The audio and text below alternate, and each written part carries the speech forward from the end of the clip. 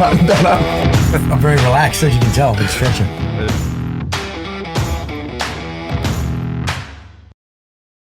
Mate, I was actually having to think about this. I was like, what was it that...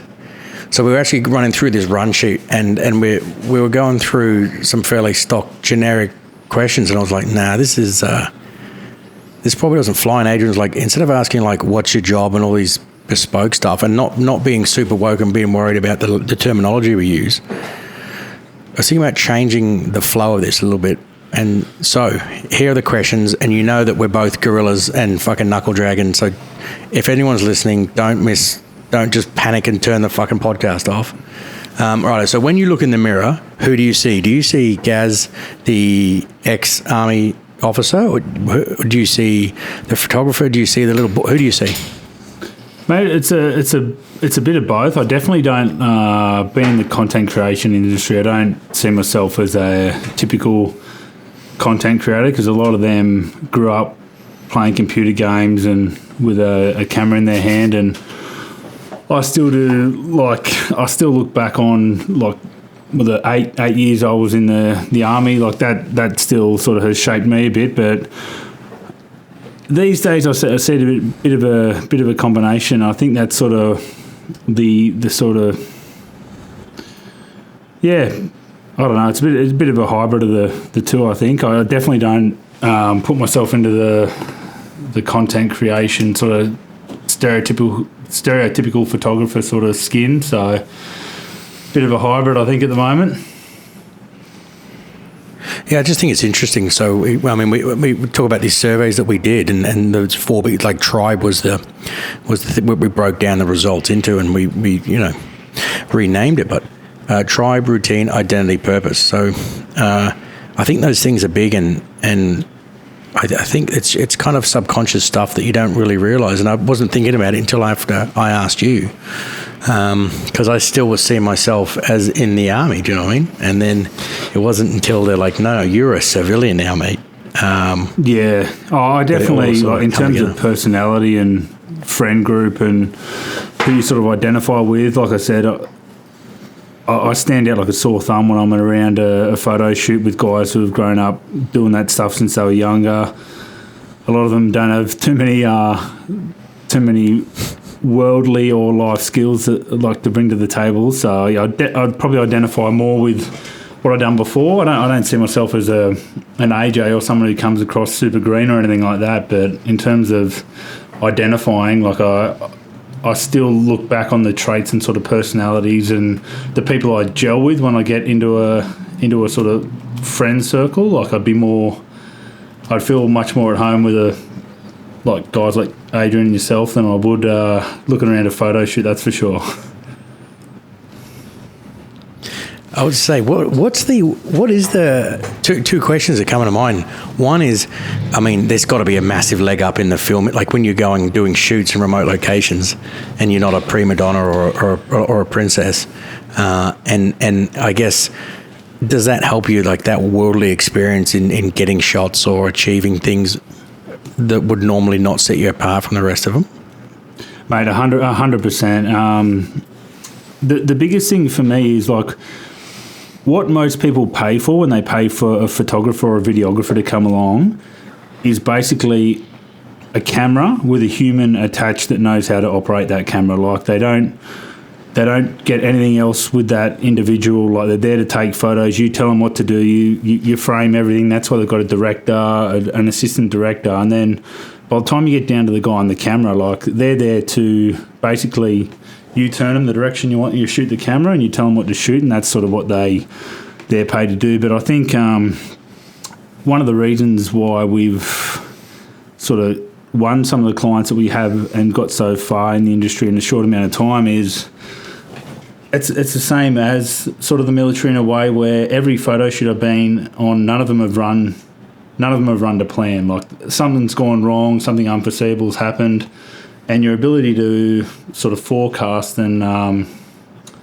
contingency plan essentially, and then react to sort of things around you. And not only that, some of the management skills you get and skills you get interacting with people will sort of help you out on set as well. But I think it's been instrumental. Like I think, and I still think, your people skills and stuff is far more important than your technical skills.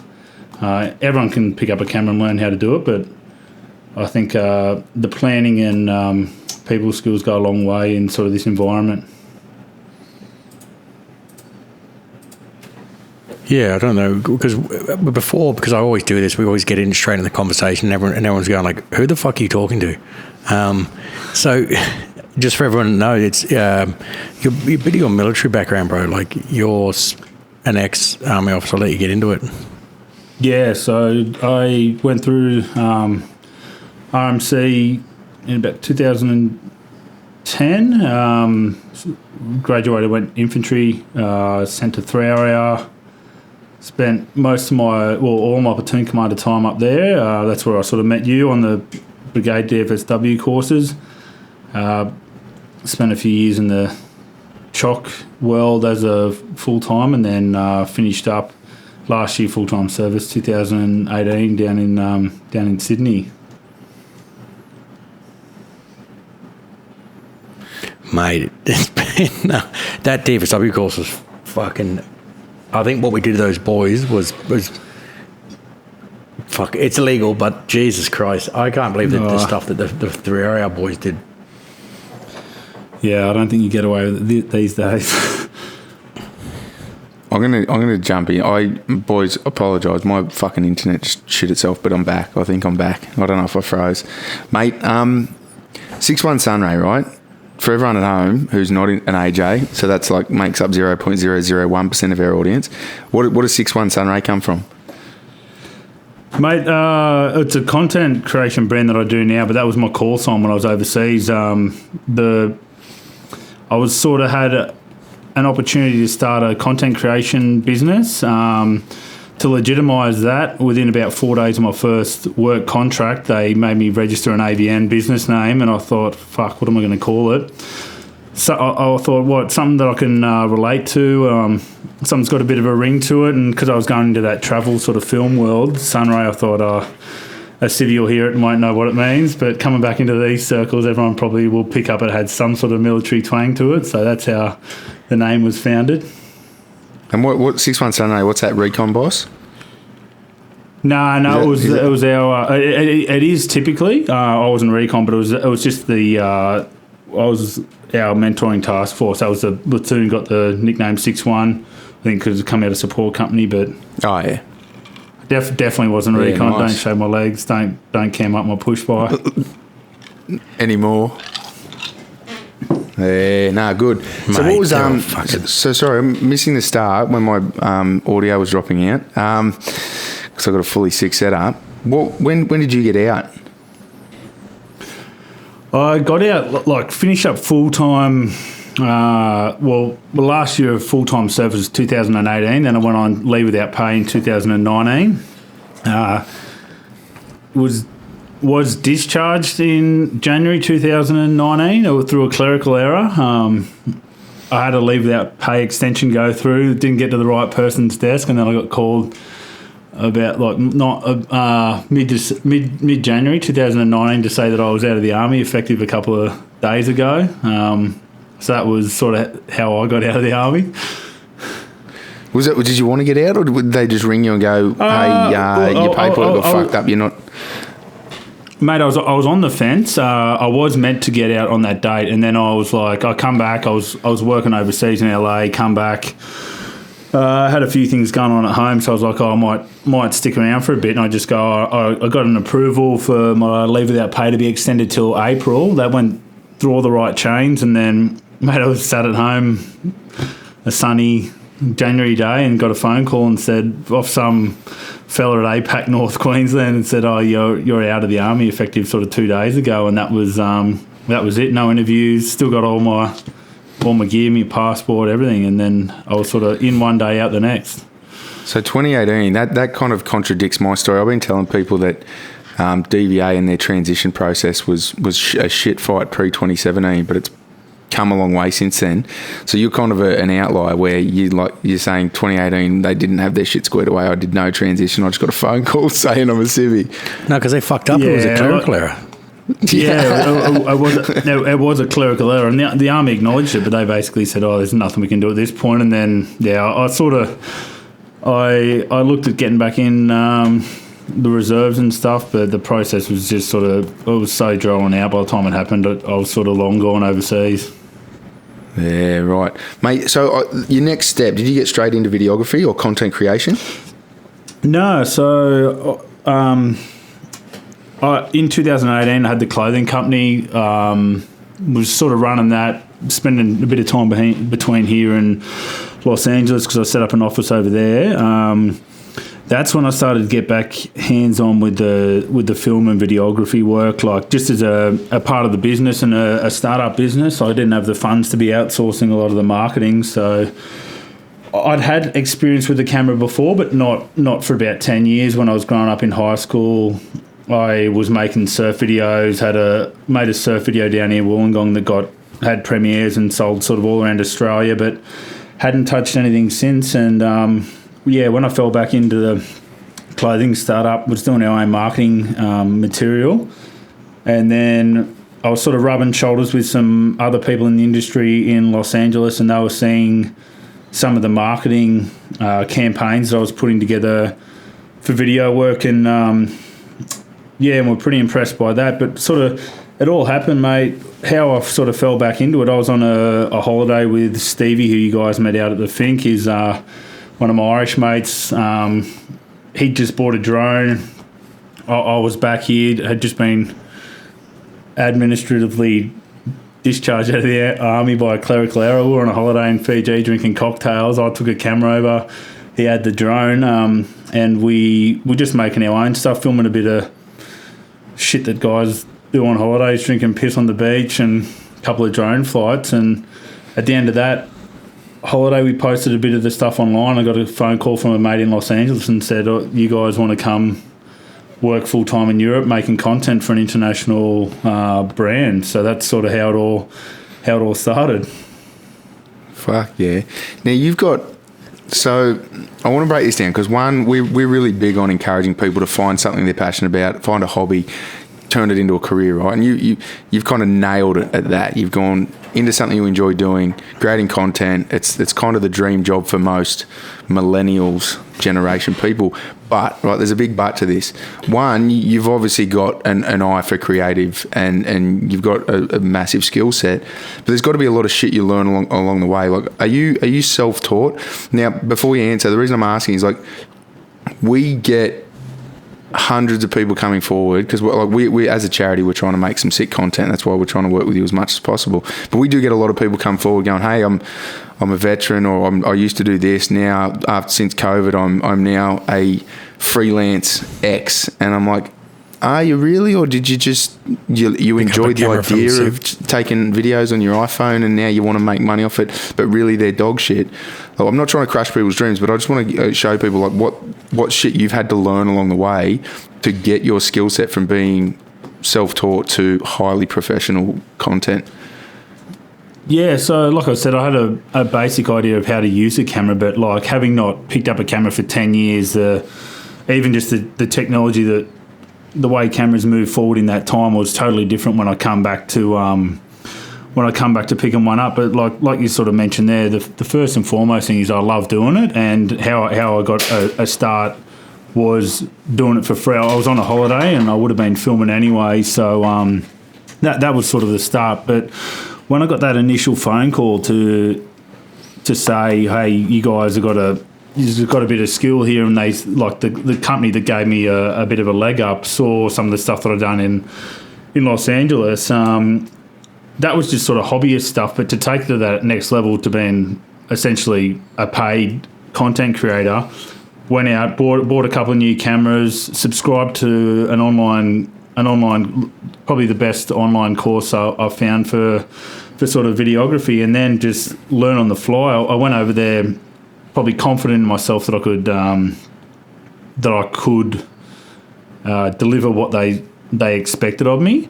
But every day we're over there, we shot our own stuff before the actual paid work kicked off. We were shooting our own stuff, experimenting with different things. We had worked side by side with a couple of other content creators, and I was just straight up honest with them. Like, I wasn't pretending to be someone that I was, and I said, look, I bought this camera here 2 weeks ago, and I've been given an opportunity. Like, and they were cool enough, thankfully, to say, hey, look, like, they sort of took us under our wing and helped us along the way. But it's the kind of industry where you need to be constantly learning, constantly self-educating. And in terms of the resources and how I learned, it was sort of a combination of me being thirsty for knowledge. And in this day and age, if you can't learn anything on YouTube, like, I'm sure you can learn how to build a house on there. Like, you can certainly learn how to operate a camera. A combination of online skills, YouTube, and then I think for me, being able to just walk up to these people and tell them honestly, like, hey, I was in the army for 10 years. Like, I'm not a content creator. Like, these guys went to film school and stuff. I said, show us a bit of what for, and they were good sports, and they saw it for what it was. Like, me and some Irish guy rocking up to an international job, not knowing what we're doing, but they were cool about it. But learn a lot, but the learning never stops as well. Like, yeah, but I think, yeah, just being resourceful with what you've got, and yeah, I suppose being humble enough to say, hey, give us a hand. No, mate, 100%. And that's like when the younger people do come to us like saying, since COVID, I've turned myself into a content creator. Obviously, we're never going to try and shit on their dreams, but looking for, I mean, this is what I look for. I mean, you correct me if I'm looking in the wrong direction. I don't want to see if someone's technically proficient, if they've just started something, because you can get good at it. All I'm looking for is how hungry this person is, because like you said, especially in any kind of digital marketing, media, content creation, if you're not hungry enough to be looking for upskilling videos or looking for ways to get better at your job every week, every month, like, you're going to be, every 12 months, you're going to be a year behind the times. Like, shit changes that quickly. And so when these young people come forward, like, all I'm looking for is how hungry are they to get better at their job? Because that's all we need, someone who wants to learn. And to be honest, mate, I've found that, like, there's thousands of guys out there who have got more technical skill sets than what I do. But like what we spoke about earlier on in the piece, like why we sort of got a foot in the door and how we maintain that foot in the door is I thought, all right, well, I might know how to operate a camera, but I don't know how to do it. Someone as good who's been working on film sets their whole life. I'm like, what else can I bring to the party? And some of those other things that, yeah, I did learn in the military, and a lot of it comes from life skill, like being able to plan, being able to communicate what you want to shoot, being able to like listen to a client and hear what they want. Like those are the skills that and the feedback that I've got back from clients that were far more valuable than someone who was in the top 1% of being able to use a camera and editing. They're like, well, we can trust you, we can trust Stevie. To go out, and if we give you an intent, you can come back and deliver it. You don't need to be supervised. We don't need to be worried about you being a creep to girls on set and things like that. Like there's a lot of strange people in the industry. I've said it a few times, but I think those were the things that really solidified our sort of career path and some of the jobs that we got that let us do full-time content creation. I don't think having you out there with some of the personalities and some of the occupations of the people you had to film, your ability to communicate and just get in and go, no, I've got a fucking job to do, and communicate with them and tell them what you want. Like, no, go back. I want to do that shot again.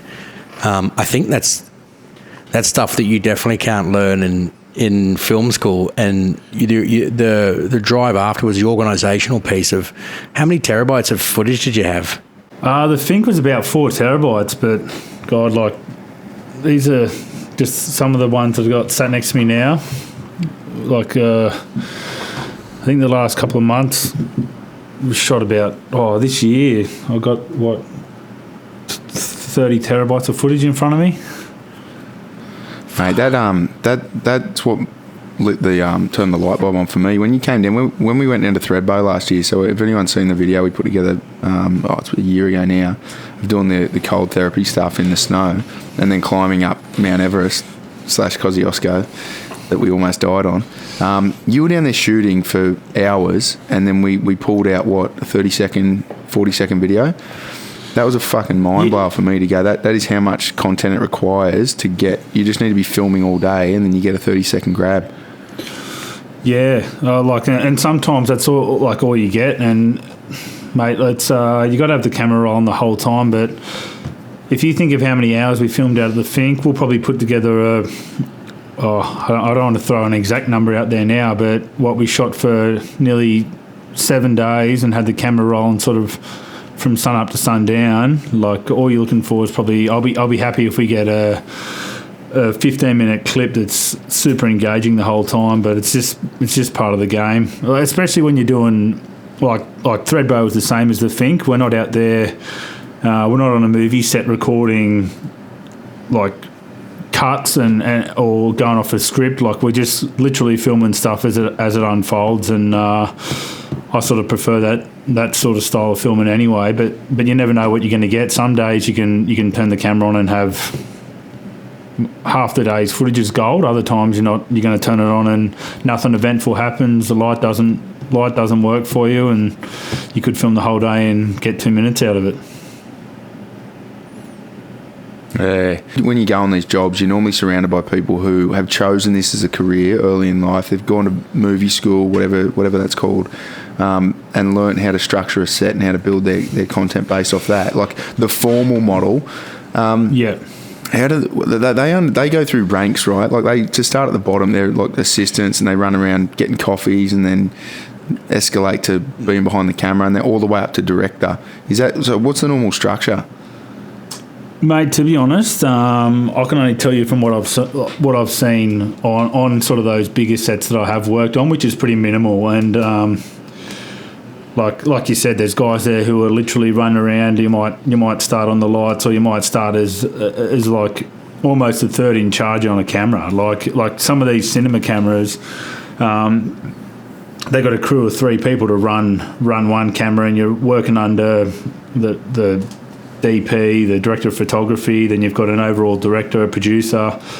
They're people who are there's a very big difference between sort of what I would consider myself to be doing, which is sort of online content creation, versus sort of film production. And they're sort of two totally different disciplines and kettles of fish. Like one of them, you're pretty much, it's like being a soldier in a platoon, or you're a very small player in a big cog. Like, if you're operating a camera, that is your sole job. You don't do any editing, you don't do any colour grading, you don't do any sound design.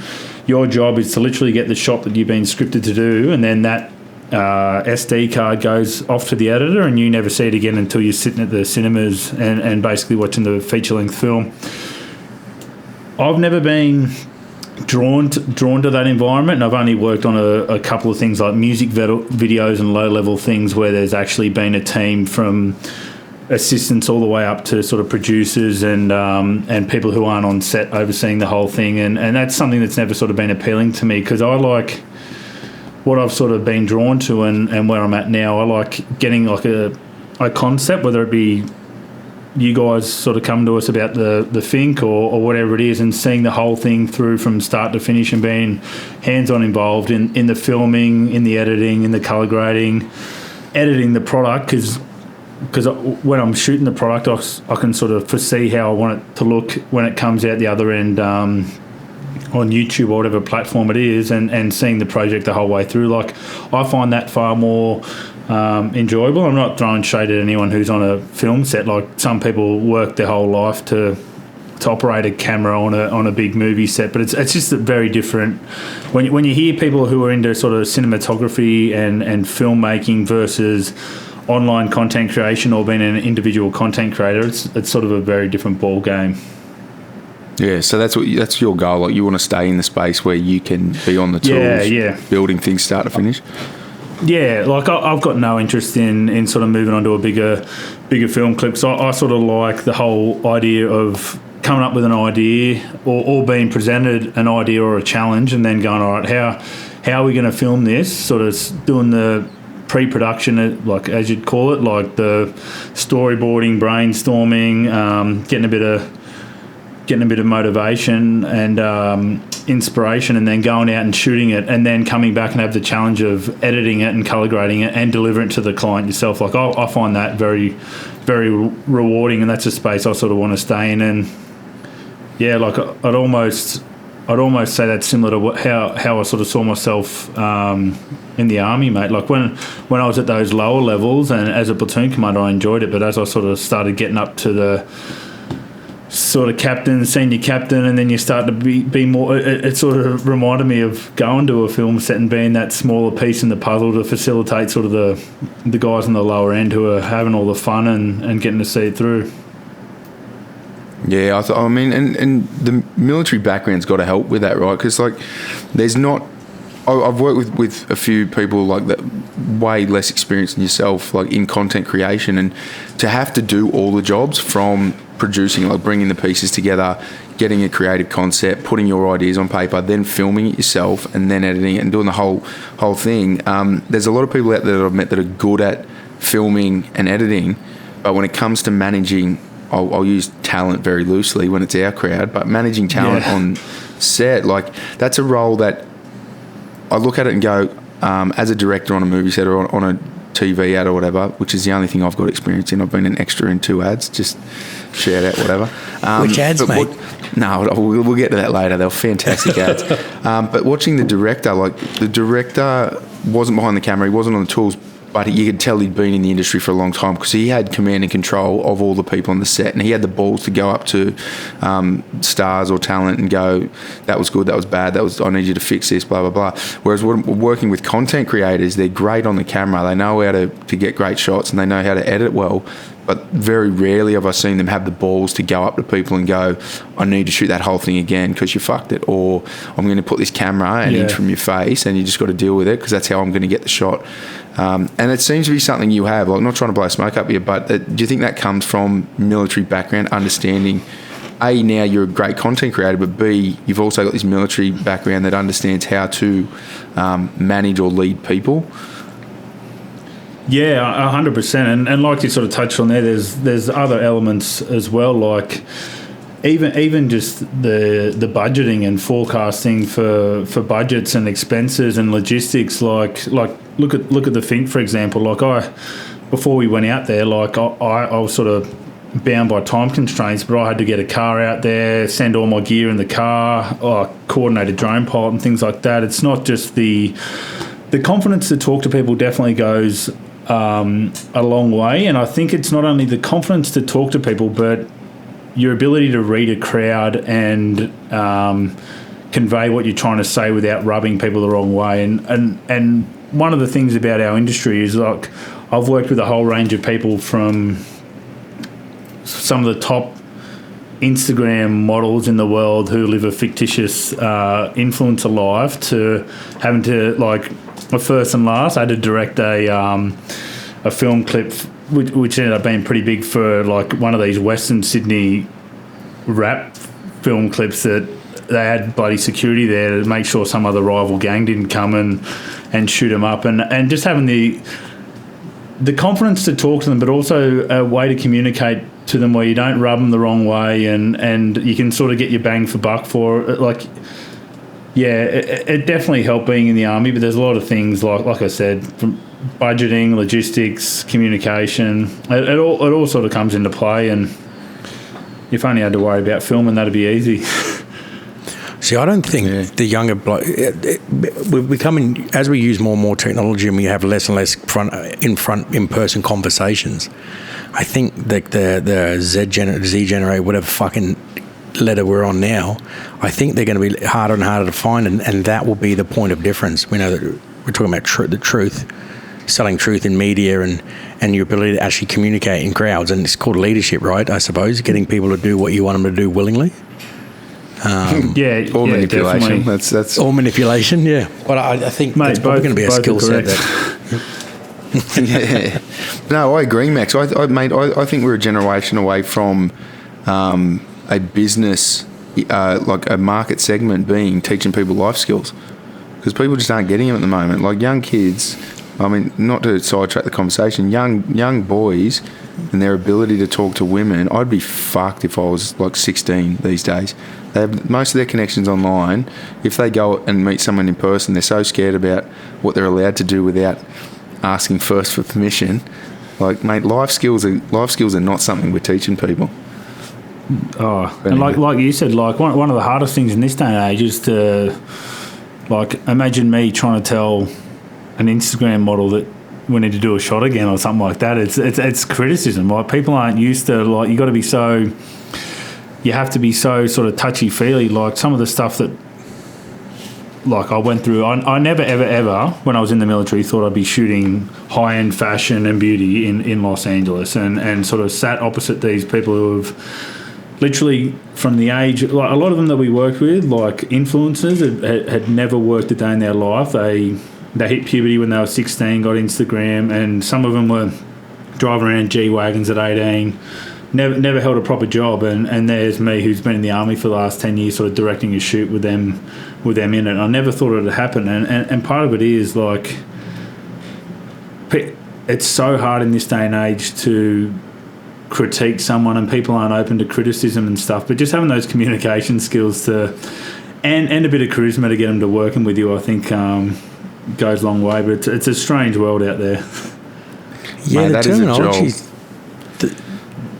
the terminology's sort of started to, so instead of saying, hey mate, maybe we've got to do that shot again, and next time can you look in the camera, they're like, hey, so, oh my God, maybe if you could be more direct. You know, you're like, what the fuck language are we talking about?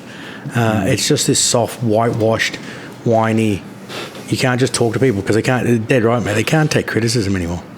Well, mate, if you're 16 and you're a super hot chick going through puberty, so I don't know how old. Well, there's no age limit on Instagram, is there? But say they're 18, so we don't get in trouble in this conversation. Turn 18, super hot. You got 1 million followers on Instagram. You're making heaps of money. You're essentially a child star. Like, that's like an adult, an actor that got famous real young. They've never had to do anything, and no one's ever told them no. And that's not good for anyone. Like, if you've had people around you saying yes your whole life, and you've gotten everything, congratulations, it's fucking fantastic for you. But to then have a bloke in your face going, I need to take that shot again because you weren't looking the right way, that's probably going to break their soul, and they won't know how to respond to it.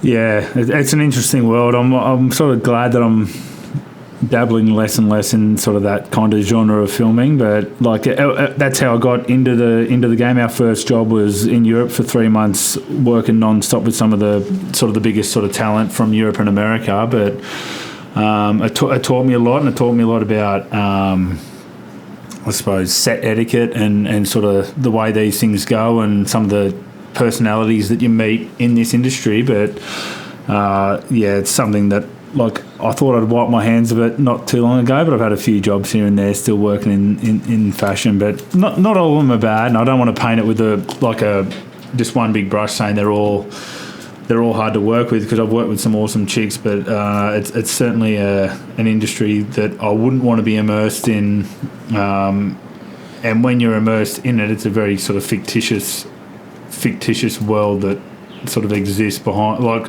what I see as a content creator versus what everyone else sees as the output on Instagram to the world. Like, I see, everyone just sees all these influencers living their best life, like on beaches in the Maldives, yachts in Europe, like living in mansions in LA. But what happens sort of behind the lens and what I see is totally different to what everyone else pictures these people's lives would be like.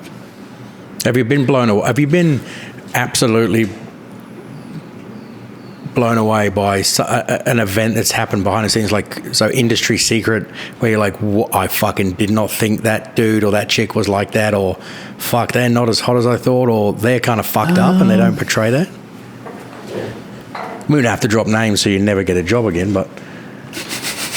No, like, not really, but like a lot, like nothing that, like, like I work with a lot of people who you'd look at their Instagram and you think that they're a super outgoing, confident person, and they're in reality they're overwhelmed with anxiety. They've got no self-confidence. They're super self-conscious about how their body looks. But like if you had a look at their Instagram or something like that, you'd think that they just live the perfect life and that every photo they've got a spray-on tan and washboard abs. A lot of them aren't happy either. Like not aren't happy, but when we're sort of away with them, we're on these content trips and we're in these amazing locations doing these cool things, but they're so caught up in it is their job at the end of the day, but they're so caught up in what they're wearing and getting the content that they're not actually enjoying themselves. That's sort of all I'd say about that. It's just take what you see with a grain of salt. I'm sure everyone knows, but it's not the life it's all cracked up to be. I mean, that's like Hollywood. From the stories coming out of Hollywood since forever was like, if you want to be a superstar, you go to Hollywood and your life is not all glamour, and most of them are anxious. Most of them have got psychological dramas, but as soon as they're in magazines, on TV and on the big screen, it's like fucking everything's rosy. And now all we've done with Instagram is just open it up so that every young person on the planet has access to attempt to be an influencer or a superstar. Yeah. And then we're aspiring to be what people don't realise is a fucking broken mess.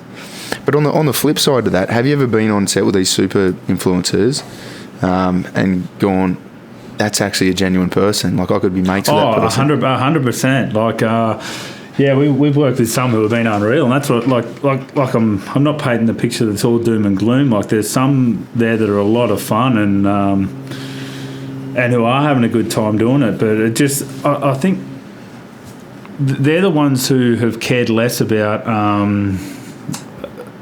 sort of the output onto Instagram. But yeah, there's still some out there who are having a good time and who are like down to earth. And I've seen a few who I've initially looked at and goes, like, I think she might be a bit of like a few twigs short of a bundle. But when you meet them on set and they're like holding it together and they're pretty cool. Like, you can't pick them all. Yeah, true. Sweden made it illegal, so they've sort of set a new law. Sweden now, if you release photos, you have to disclose whether it's been touched up or not.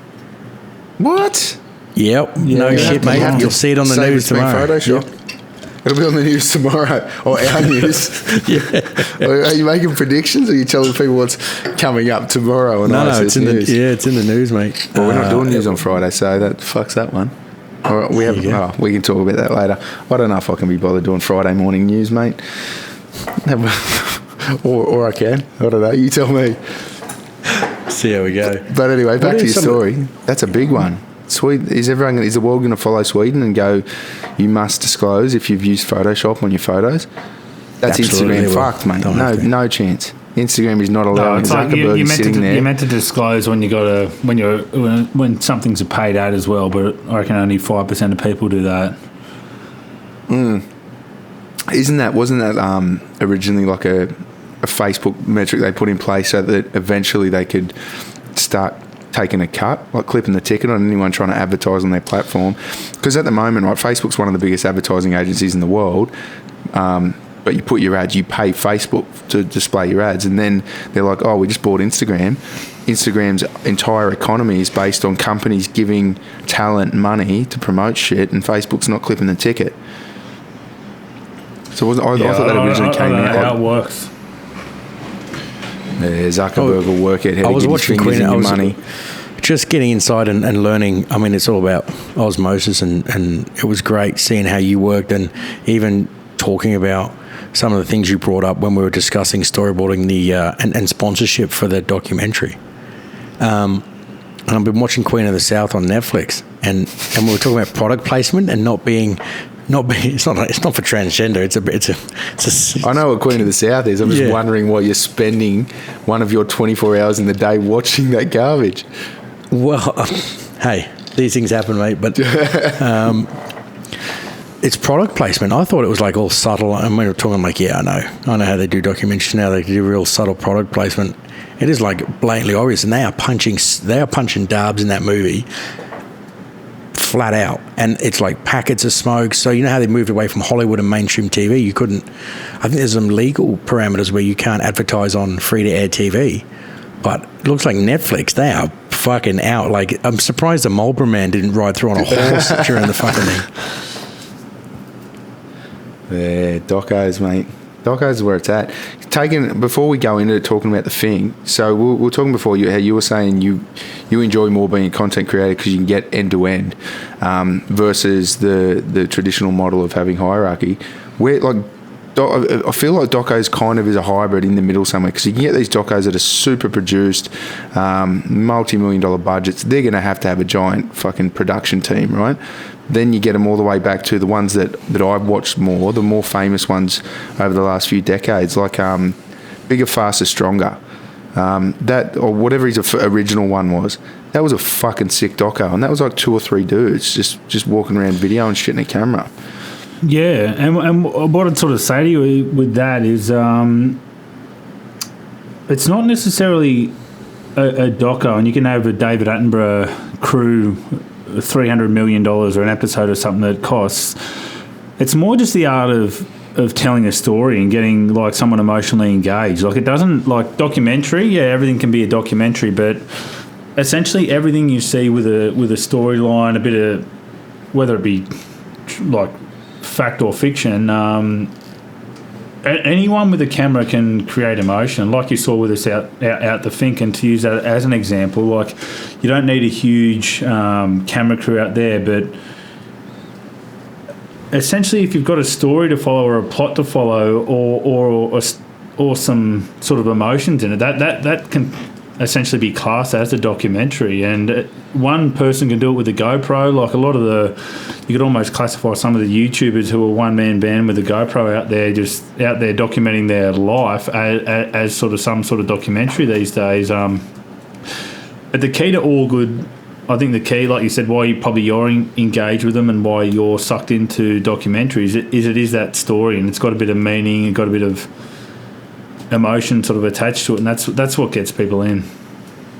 Oh, mate, 100%. When I watch a doco, it's got to have a sick trailer, otherwise no one's going to watch it. That's a given. But it's either got to be emotionally engaging and teach me something new about myself realistically through something new that you learn about the world, or it's got to be heavily fact-driven.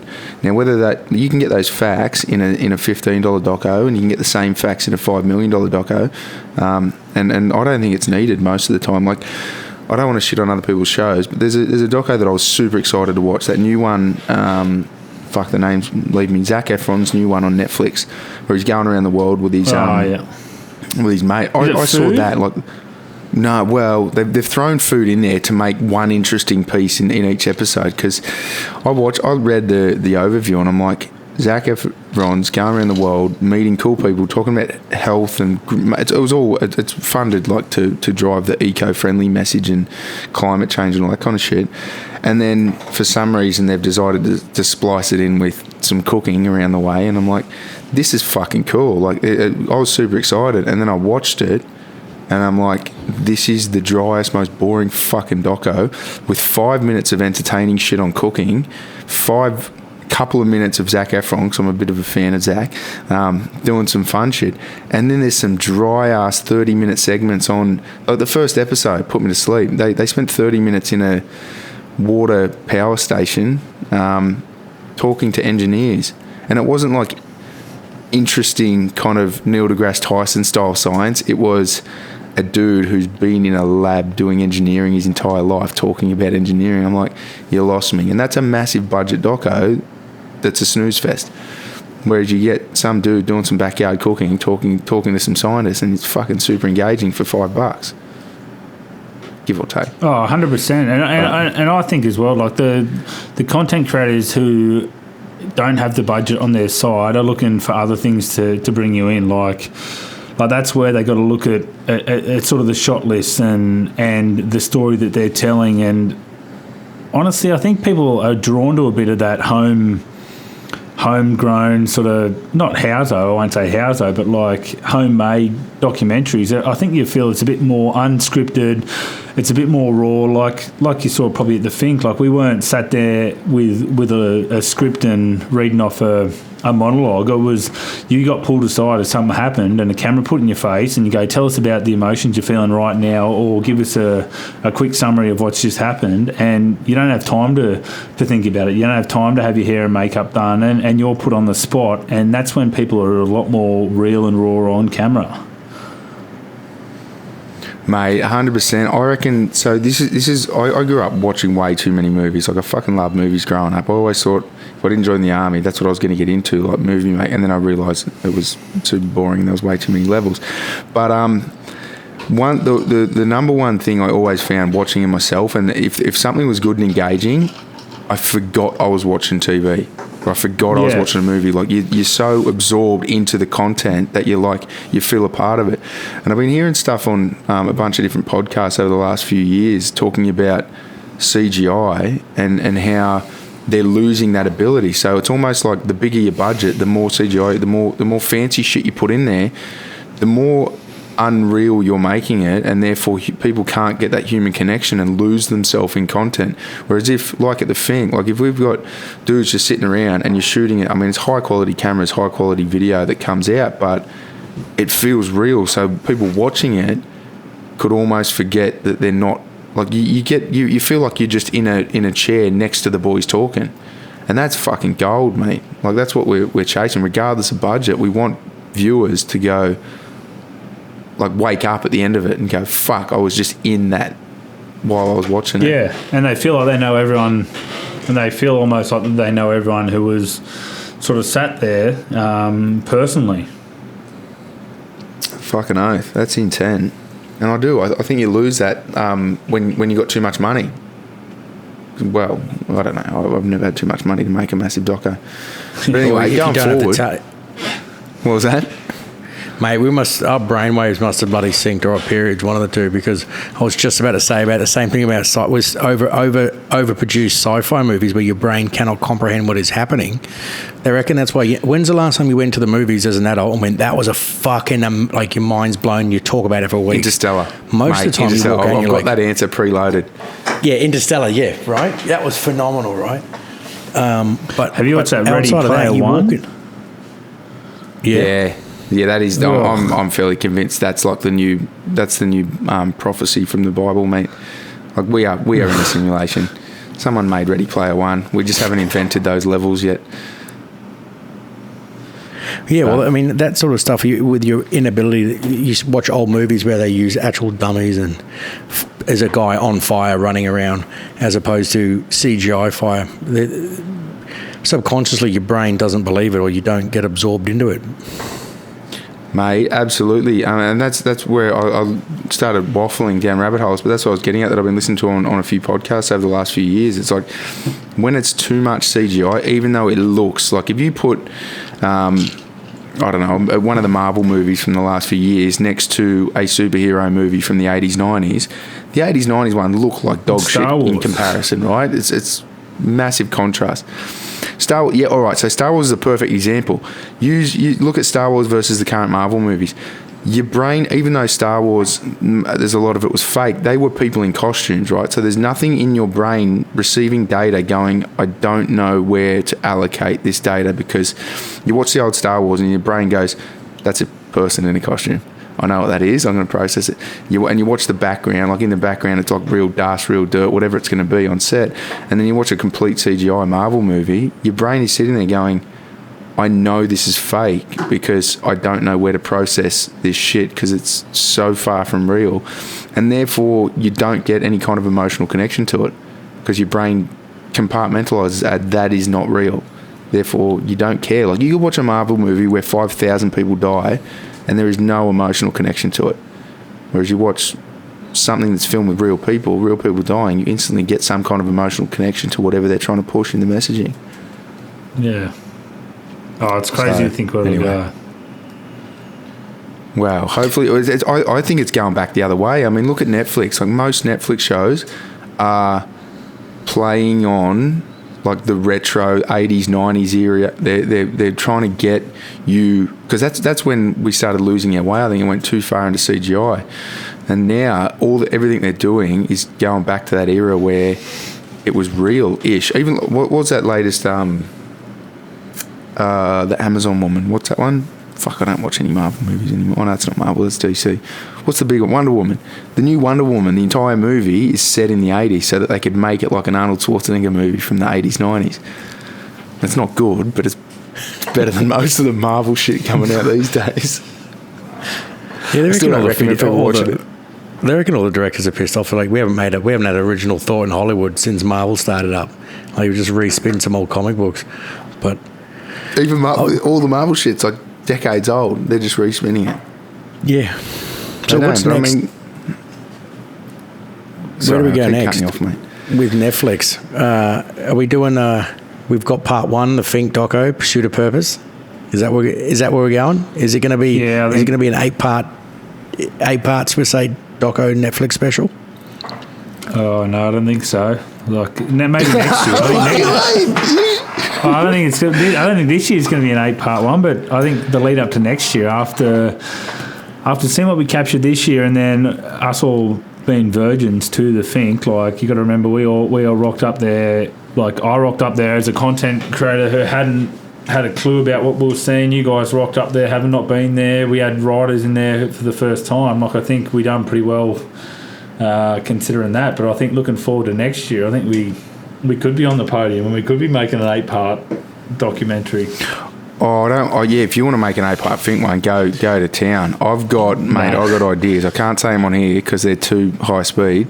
They're not. They've been done 100 times, but I just think we can do it better. But I definitely reckon there's scope to sit down and brainstorm out an 8-part holistic health and lifestyle doco series with our veteran audience or with our veteran community as like the stars of it. And Netflix, mate, they're probably watching this podcast. They'll eat it up. That's a $100 million deal for sure. 8-part series, doco on Netflix, filmed by veterans, telling people how to be better at life. That was the trailer right there. 100%. We'll just edit that out and use that as a trailer. Yeah, sure. Righto, we need to get talking about the Finke because I've only got about 20 minutes left in me. So, where to with the Finke? We went out. I don't even know what we're going to talk about with the Finke. How do we want to give away teasers without telling people the whole story? Fuck knows. No one's got an answer to that one. What are we allowed to let people know about the Finke doco that's coming? Mate, I think they need to know about the whole sort of Finke trip because have you talked about it on the podcast? Have you done a lead up or anything? Like I think probably we did a lead up, yeah. Yeah, so then we could probably talk about what happened out there. Like we don't it's not like a movie where we're going to give away the end. Like I think we can talk about the overall experience and God, I can talk about it from my perspective. I thought it was fucking unreal. Yeah, unpack it, mate. Go nuts, and then I can jump in. So again, I don't want to. For me, I don't. Yeah, go, mate. I was just saying, I am conscious of over talking, so I don't want to go and tell people the whole story, and then they watch the doco and they're like, "Oh yeah, this is just a video version of what that idiot said on that podcast that day." No, I know. So I mean, obviously, there's no, what do you call them? What do you call it when you spoilers? There's no spoilers, but yeah, it'd be good to hear, bro, what it was like shooting a doco on this stuff from your side. Yeah, so mate, from the get go, I hadn't really heard much about the Finke, and then you guys sort of approached me to come out there and make the doco. But in terms of what I had, the vision of I had it in my head versus what unfolded on the ground, I think we couldn't have got a better environment for what you guys are trying to do with the Pursuit of Purpose, and then also for filming as well.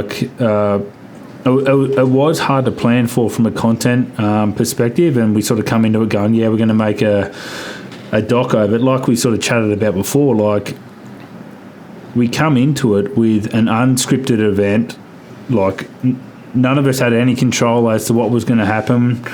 Up until a couple of days before the event, I didn't even know if we were all going to get there because of COVID restrictions and whatnot. And then for me coming into it, storyboarding from sort of the creative direction side of the piece, I hadn't met anyone aside from you two that were out there. I hadn't met any of the riders. I hadn't met any of the ADF veterans that were coming on the support crew. So it was I was sort of rocking up there with a very open mind, like I always do to those jobs where I haven't had the ability to sit down with someone or do a casting or work with a familiar crew. And we set out there with the idea of making a documentary, and I was quietly nervous. Like I didn't tell you guys because like there's so many factors that can play on that. It's people's willingness to be on camera. I didn't know what who these veterans were. I didn't know who the riders were. I didn't know if anyone wanted to be filmed. I didn't even know anything about the Finke until we got out there. But once we hit the ground, and obviously Mex had been doing a lot of, like, I didn't realise also the enormity of sort of how big the trip was. Like I think I told you guys when we were out there, I was planning on flying to Alice Springs and operating out of my car for 8 days, like not having a bed to sleep in, like we were swagging it the whole time. And I think day one we got there, Mex picked me up, took me back to the Choco Barracks in Alice, and that's when I realised, I'm like, fuck, we're onto something good here. Like, we had a good crew of riders there. We had the vets started coming in and meeting them straight away, like their personalities and how they were on camera. Like, I knew we were onto something epic from a content perspective. But then the whole thing just like the way it unfolded, you couldn't have scripted it better.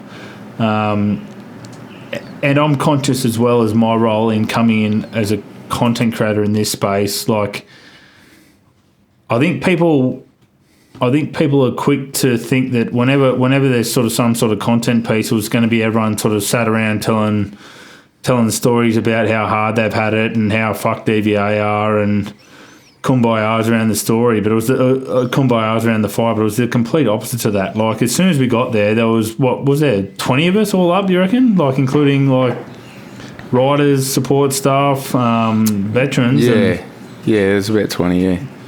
Mate, it was good 20, to go. not include the families was the opposite. It was more so, mate. So if you add family members, it was up. The crew was about 25 people. Yeah, and look, go, mate. What you're just reiterating, mate, on the fact that it wasn't guys sitting around this victim. I mean, that's my cross to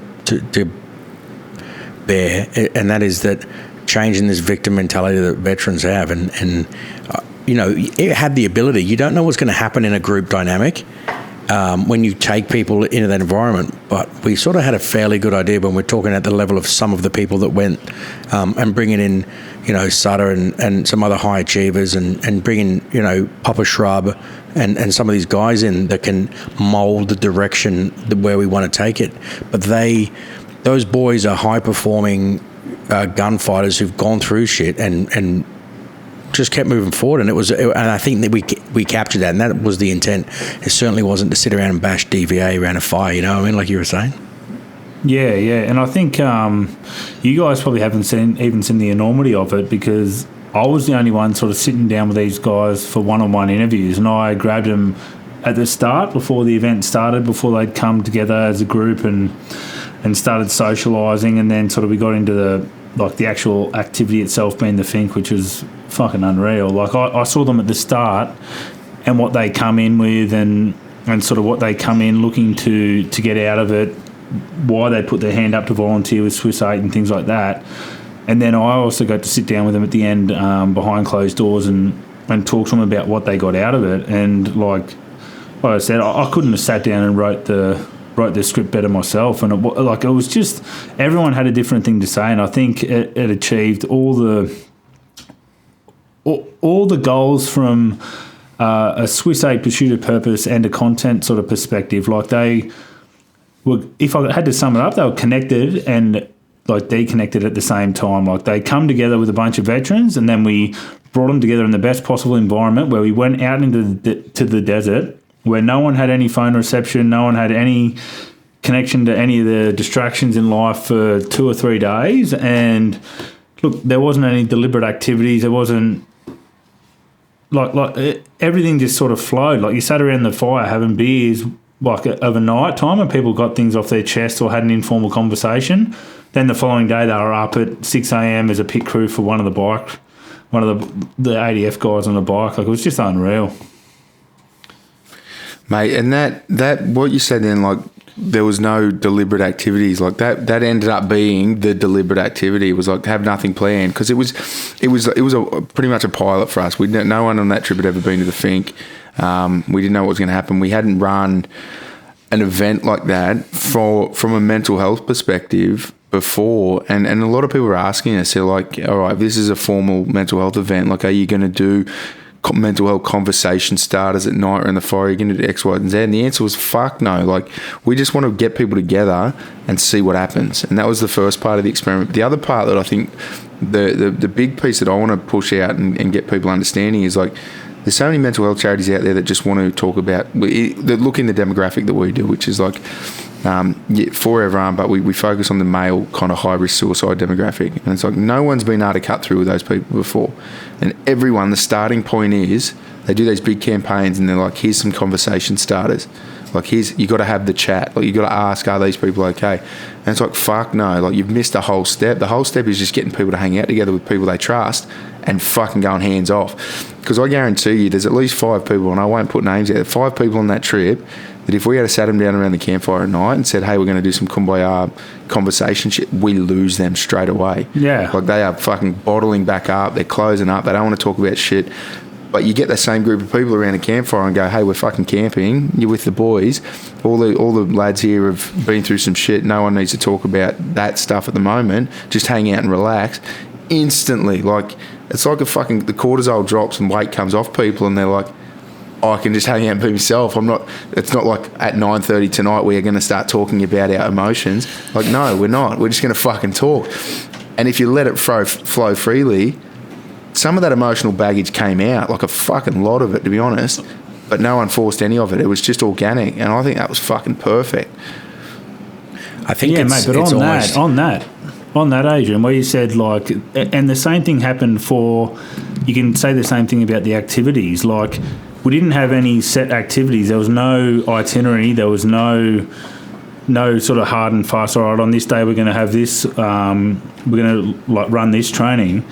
But being a group of veterans and current serving guys that come together, like, there were daily orders. There were orders, like, and it was stuff that come out that was organic, like, to that activity. Like, even just little things, like you said, like, when we're out there camping, like, every meal time, someone would pick, if it was their turn to chip in and cook a meal, if they washed up, if someone was like running the fuel down, all those little things that come out that weren't planned. When you get guys who have that common background of some sort of service, some still in, like the rehearsals we run before the race, you wouldn't call them a set of, like, if you had it written on paper and go, oh, everyone, we're going to have a set of orders at 9 o'clock, like, you'd probably see a couple of people roll their eyes, but, like, you're going to go, all right, we're going to get together for like a brief on how we're going to see this race unfolding, and then someone stands up the front and delivers a SMEAC.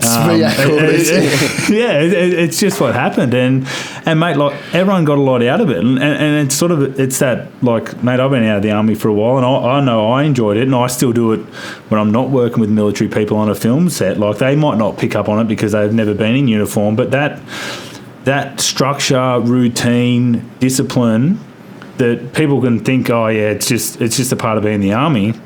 We're with a group of veterans, and we couldn't help but do it anyway. But it was like, it was beneficial. Like, and I think when people watch the documentary, they'll see the advantages that a team of military and ex-military people have over people who haven't served, that just come out naturally. Like, little things like fuel stop rehearsals, like orders of an evening.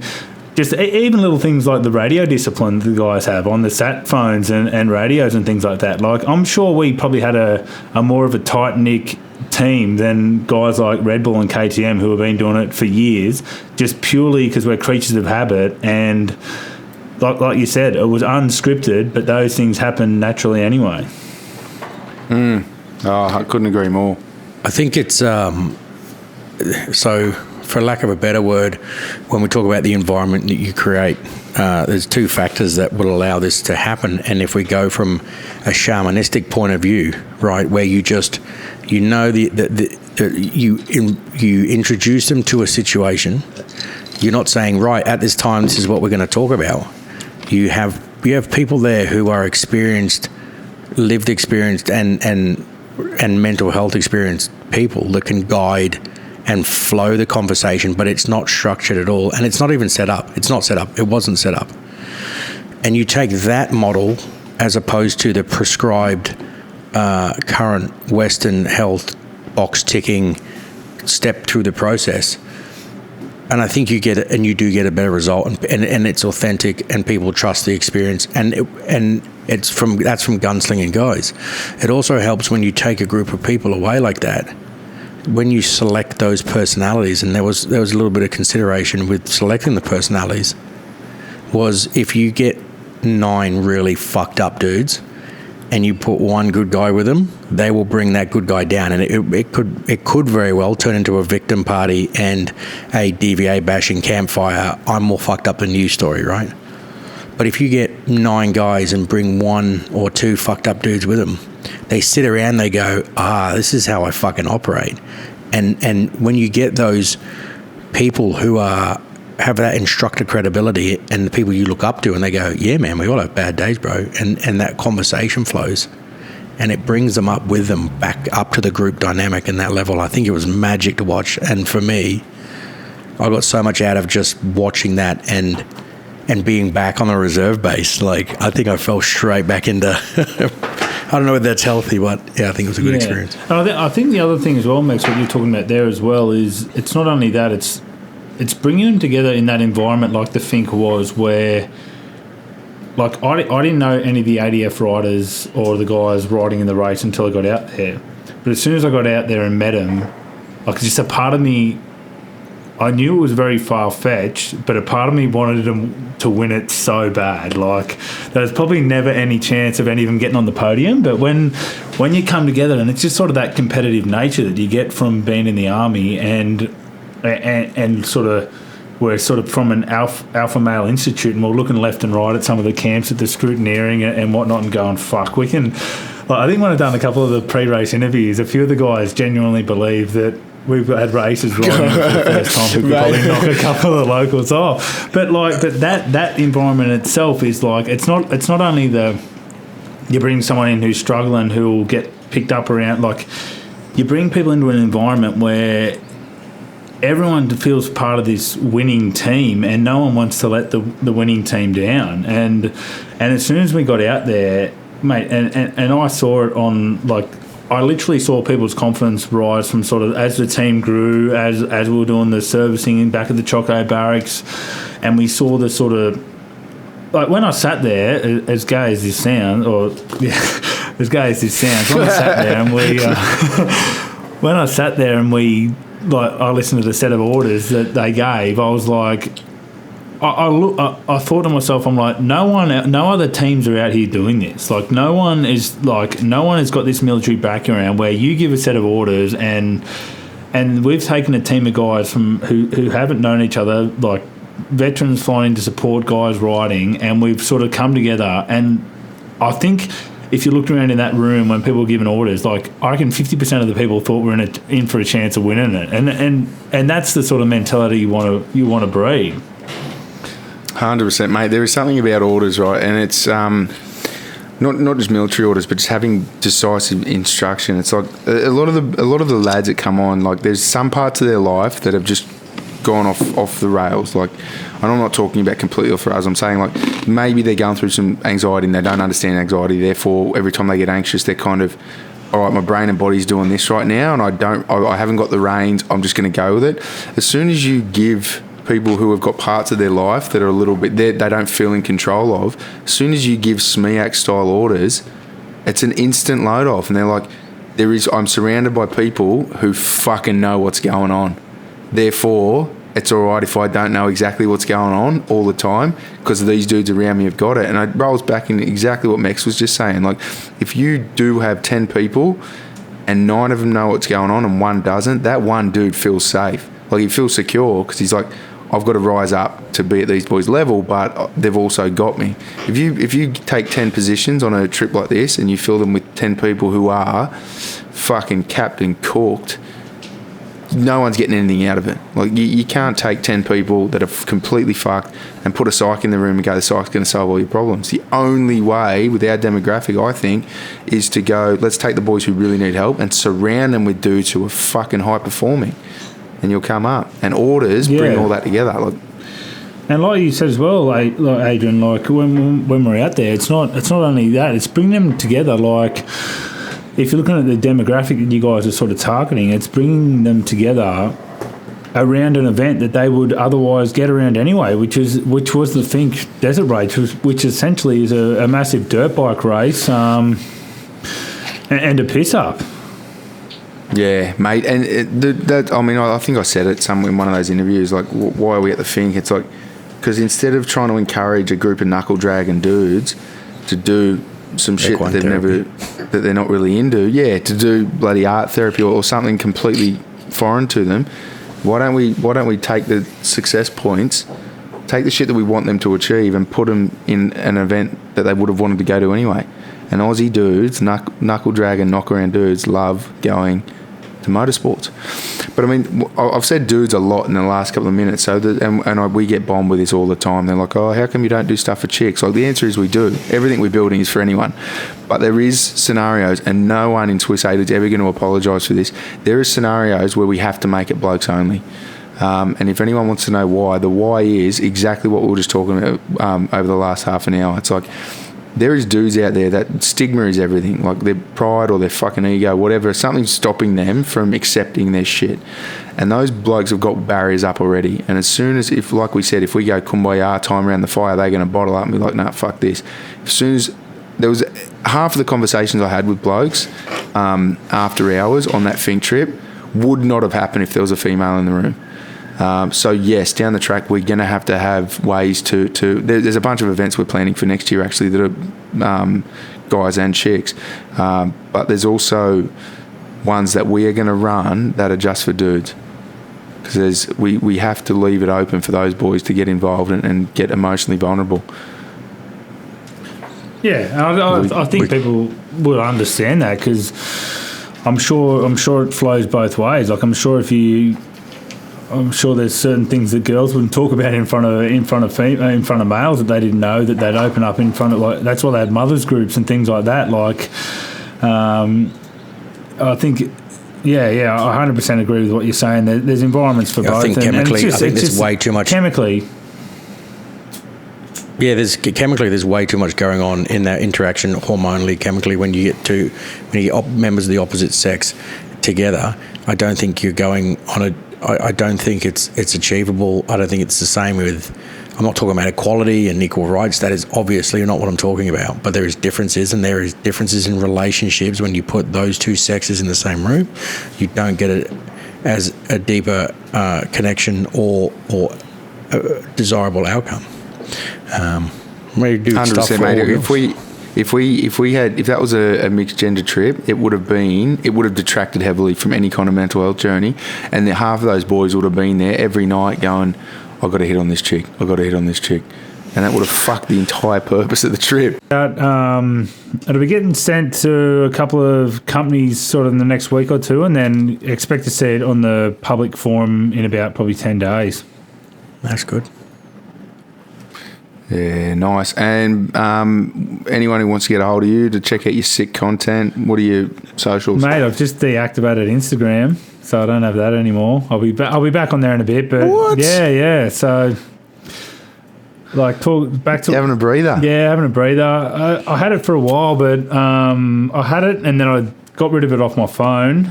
But then I found, like, I keep checking in because people will message me about work, so I just deactivated the whole thing. But I'll be back there in a bit. Just got a couple of projects that I'm working on that I wanted to get done beforehand. And like I said, Instagram's a bit of a toxic beast. I've seen the best of it and seen the worst of it. So I'm just having a bit of a time out. Yeah.